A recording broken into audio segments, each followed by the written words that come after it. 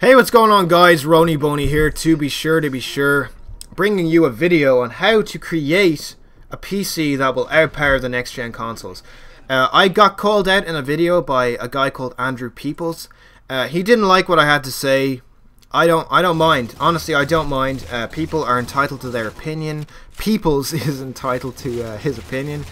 And he was saying that I can't build a PC that will outpower PS4 for under $400. And I'm going to say I actually agree, but I was talking in regards to euros. When I said for the comparable price, yes, I should have specified back in April that I'm speaking in euros. But in regards to euros, yes, I actually can build a PC for around 400 to 450 euros that will outpower a PS4 for years to come. So, first off though, I want you guys to go and check out his commentary. He was actually very polite, which I really liked. He didn't call me an idiot, though I kind of think he must think that because of the way he refuted my points. But he didn't. He was actually quite respectful in his commentary. He just basically said what I'm saying is impossible. For the price, I'm going to say that yes, for exactly 400 I can't, but if you throw in the extra things that you're going to need to buy with the PS4 and Xbox One, yes, I can. So, I'm just going to run through some points in his commentary that I didn't agree with. He said PCs run more processes and therefore have less RAM dedicated towards gaming, less memory dedicated towards gaming. If you use Razer Game Booster, dude, it really helps. It frees up a lot of RAM, dude. It closes down a lot of unnecessary processes. It's easy. One as well, that the PC has less memory dedicated towards its OS. Its OS can run between half a gig to a gig. So, having 1 gig of OS compared to the Xbox One having 3 gig towards its OS and the PS4 having 3.5 gig, you can go check those facts out because they are true. You have a lot more to play with, okay? That doesn't mean that the Xbox One and the PS4 won't run well. I always have to say that in my commentaries to stop people from saying that I'm a PC fanboy, which I'm not. I prefer consoles, but let's be realistic here. Then saying that consoles run less processes. Yes, they do, because all they have to do is run gaming. That's honestly it, but you could optimize your PC to just do that. You can assign memory assets. It's not that hard to do. There's tutorial videos on the internet. It's very easy to do, as long as you listen and you're patient. And then, honestly, when you were saying that the PS4 will run 5 processes only on its dashboard compared to a PC. 5 processes, dude. Nothing runs only 5 processes when it starts up. Nothing can run 5 processes. They have x86 architecture on this, man. They're very, very similar to a PC. That's PC architecture, dude. They're not running 5 processes. They're running at least 10. At least 10 to 15. I'm going to say at least 10 to 15. And then when you said that Sony are selling the PS4 for a loss. No, they are not. Dude, no one, no company in their right mind would sell a console for a loss. They're not going to do it, dude. Like, let's be realistic here. Do you honestly think that they would do that? They want to sell their console for a loss. They're not doing it, dude. Even Michael Pachter, who was always in this console heat wave of or shitstorm, I guess. He's even said there is no way that they're doing it, guys. They buy all their parts in bulk. That's why they can afford to sell it to you for 400, whereas the parts themselves will cost about 500.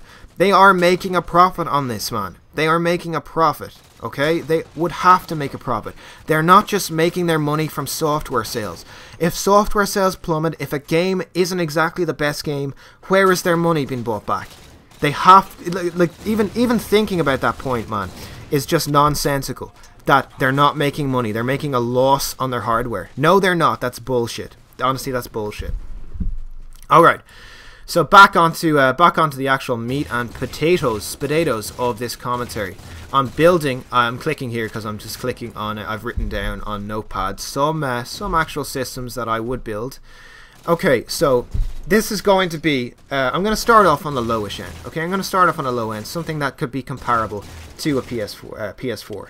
Okay, and in these costs, I'm going to say that you're buying a PS4 for $400, that you're also going to be buying online, which is about $50, okay, for 1 year of PSN network, and then you're also going to be buying maybe an extra controller, which, if you didn't know, costs $80. It costs £55 or €63, I think, or $80. So it's quite an expensive controller. It's more expensive than the Xbox One's controller.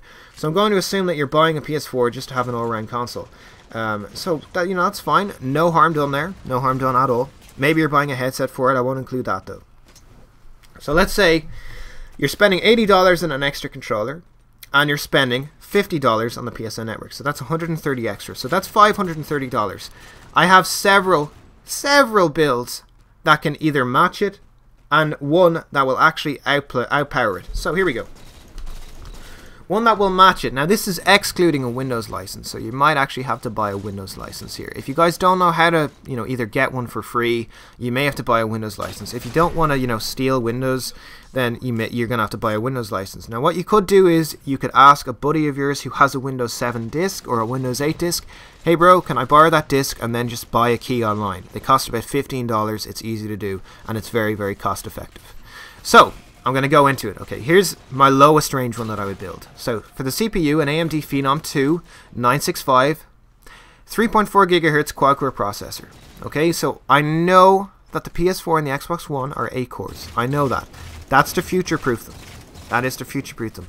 Quad-core will do you fine. Okay. Motherboard, an ASRock 960GM. Okay, it's just a standard motherboard. It really is.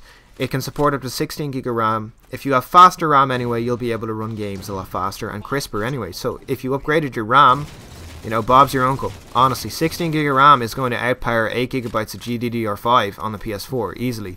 And it'll definitely outpower the DDR3, which is the same kind of RAM that I'm talking about here for this PC build as the Xbox One.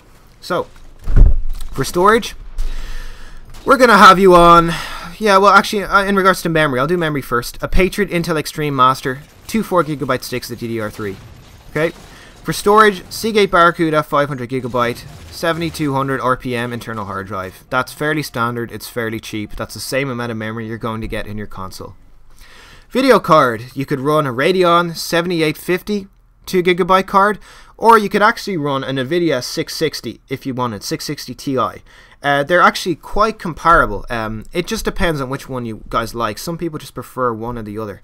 In regards to, so look, if you're willing to flash the card's BIOS and dump the voltage, you know, to 1.2 to 1.3 volts, the 7850s, they're very good at overclocking, guys. But at stock speeds, the Nvidia 660 has it beat by a solid margin. It's actually closer to the 7870s stock speeds. So honestly, if you wanted to go for the 660, you could. But I'm just going to list this here. I'm just going to list this here just for argument's sake. So, the case, BitPhoenix Merc Alpha. It's an ugly case, but it'll get everything done. Okay, it'll get everything done. The power supply, an Antec 450 watt power supply. It's easy, guys. It is honestly easy to use. You know, that's all you need. And I'm actually going to throw in an optical drive just for the laugh. This is a CD DVD drive.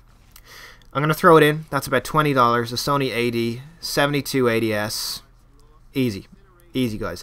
Now, I'm not including a Windows license. If you were actually to buy a Windows license, it would actually jack the price up. I don't suggest you do. I suggest you try and find somebody that has a Windows disk and then just install that in, and then just buy a CD key online. It's a lot cheaper. Either run Ubuntu or something, because Ubuntu and Linux can run Steam and can run games actually quite well.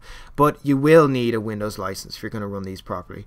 So there's ways to get it online, guys. You could just download a Windows 7 ISO and then just, you know, pay for the CD key. It's very easy to do. There's tutorials. I will actually link a tutorial in the description for you guys, just in case you want to do that.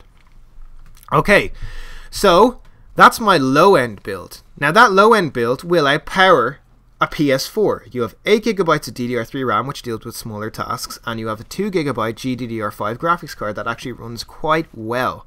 It runs very well. You have more memory.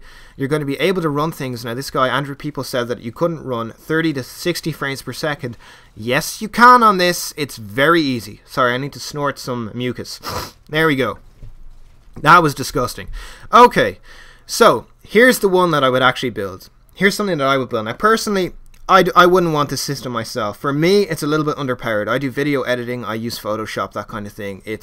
Those are quite taxing on your computer. Now, a quad core is what you'd need to even start dealing with those. So honestly, I'm not even going to deal in dual cores. I'm not even going to deal in it, guys. I honestly don't think, if you're trying to future-proof for consoles, that a dual core is worth it. It really isn't. You can run games, but it won't be as good. So, here's the one that I would go for. Okay, so an AMD FX 6300 3.5 gigahertz, which you could probably overclock to about 4 point something gigahertz, 6-core processor. Now, quad-core processors are what are, you know, that really pushes gaming now. You don't need much more than a quad-core, but to future-proof 6-core, you know, we don't use more than 4 cores, really. But 6 cores, you're going to be using that in the future. So this is to future-proof, okay? That CPU is about $130. That's a good medium-range CPU. For the motherboard, a Gigabyte G8 78 LMT ST Micro ATX AM3 Plus motherboard. You can check it out. All the links are working, guys. It's about $50 an outlet PC. It's quite easy to get. The memory, Patriot Intel Extreme Master, the same as I you know already mentioned, 7200 RPM, 2x not 7200. I'm looking at the other thing. Limited edition, 8 gigabytes, 2x4 gigabyte DDR3 1600 megahertz memory. Easy. Same with the storage, the Seagate Barracuda 500 gigabyte internal hard drive. Easily done. Easily done. For video card, the exact same. You can get the 660 Ti or the Radeon HD 7850. They're both going to be 2 gigabytes of GDDR5 memory. You're sorted with those. You are sorted with those. You don't need more than that. You really don't need more than that. The case, you could go with the Merc from the past time, but I'm going to link a different one just in case everyone else wants a different one. So an Apex SK393C ATX mid-tower case. It's an alright looking case, just like the Merc Alpha one. They're not exactly the nicest looking cases, but hey, the power is going to be good. The same with the power. It's going to be a Thermaltake Smart 430 watt 80 plus certified ATX 12 volt power supply. Okay guys, so it's easy enough. It's standard enough, and I also threw in the optical driver in there. That will cost you $515, and that includes shipping, taxes, and discounts, guys. Okay? Those include all that, okay? And like I said, the 7850s are overclocking beasts, but at stock speeds, the 660 Ti by Nvidia will beat the 7870 at stock speeds easily, okay? Alright, so that's honestly what I think that you guys should buy. It's not exactly the most expensive kind of builds that you can get, but you could go a lot more expensive and have a lot better, you know, a lot better systems. But honestly, that will see you through. As long as you keep it clean, you know, you don't have a lot of viruses and shit like that. You keep illegal downloading to a minimum. You just stream some of your stuff, guys. You have antivirus software. You know, just keep it clean. Keep the thing clean. Just keep it just for gaming. Maybe going on the internet, that kind of thing. Maybe rendering a couple videos, that kind of thing. It'll do fine. And it can do more than the PS4 can. Okay, and saying that, well, you know, it's going to be more expensive than a PS4. Just think about all the things that you can do. That price makes it worth it for me. You can do gaming and more. You can do the exact same, if not better gaming than the PS4 and Xbox One will be able to do. It'll be nicer, steadier frame rates, you know, crisper. Maybe you don't like the mouse and that kind of thing, but you could even plug in your PS3 or Xbox 360 controllers that you currently have and use them for your games. It's very easy to do. There are very easy programs which I will actually link in the description to let you guys do that. It's very easy to do, guys. Very easy to do, and honestly, it's more cost effective. Can you build one for under 400? No. If you include the extra peripherals that you're going to need, yes, you can. You can build, if not the comparable or a better system than a PS4 or Xbox One. Okay, well, for the Xbox One, actually, we can get into some really, really nice builds, honestly, because if you're going to spend $500, then you're going to spend money on Xbox Live, then money on their games, that kind of thing. Maybe you buy Netflix. You could get into some seriously nice computer builds there, guys. You could get into some really, really tasty looking ones. Okay, guys, that's going to be it for me. Hopefully you enjoyed this. Please go check out Andrew People's video. I don't mind that he called me out on that because he was very, very polite in how he did it. At first, I was kind of like, well, screw this guy. But, dude, I'm glad that you did this because it gave me a chance to put this video up. Feel free to disagree, dude. I honestly have nothing against this guy. He sounds like a good YouTuber. He has a good voice for this kind of thing, and he was able to continually speak, which I like. Okay, guys, that's gonna be it from me. Love you all. Bye bye. Be red on the ones and twos. Now I know just what to do. Start going buck wild, cutting up the rug in the middle of the music dealer's living room. It's like boom.